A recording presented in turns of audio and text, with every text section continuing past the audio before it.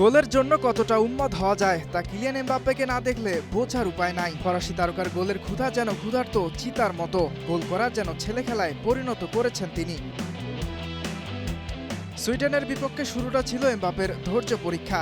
কখনো অফসাইডে, কখনো গোলপোস্ট কাঁপিয়ে বল ফিরে আসে। রিয়াল তারকা যখন ভাবছিলেন আর কত, তখনই হলেন সফল। প্রথমার্ধের শেষ মিনিটে আর গোলপোস্ট নয়, কাঁপালেন জাল।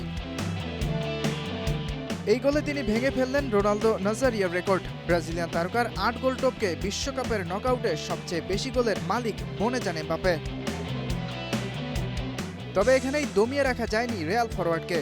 ৭৪ মিনিটে এমবাপ্পে করেন নিজের দ্বিতীয় গোল। এই গোলে চলতি বিশ্বকাপে সর্বোচ্চ গোলের তালিকায় লিওনেল মেসিকে ছুঁয়ে ফেললেন তিনি। দুজনেরই গোল এখন ৬টি করে, আর সব মিলিয়ে বিশ্বকাপে এমবাপ্পের গোল এখন ১৮টি। অর্থাৎ বিশ্বকাপের ইতিহাসে সর্বোচ্চ গোলে আর্জেন্টাইন তারকার চেয়ে মাত্র ১ গোল পিছিয়ে আছেন তিনি। এমবাপ্পের ২ গোলের মাঝে ফ্রান্সের হয়ে ৫৩ মিনিটে আরও একটি গোল করেন ব্র্যাডলি বারকোলা। ৩-০ গোলের জয় নিয়ে রাউন্ড অফ 16 নিশ্চিত করে ফ্রান্স। ফ্রান্সের ৩ গোলের দুটিতেই অ্যাসিস্ট করেন মাইকেল ওলিসে, আর তাতে ফরাসি মিডফিল্ডার গড়েছেন একটি রেকর্ডও। চলতি বিশ্বকাপে ৫ অ্যাসিস্ট করে এক আসরের সর্বোচ্চ অ্যাসিস্ট এখন তার। ১৯৯৪ বিশ্বকাপে করা জার্মানির টমাস হ্যাসলারকে টপকে গেছেন তিনি। ইয়াসির আরাফাত সবুজ, স্টার প্লে।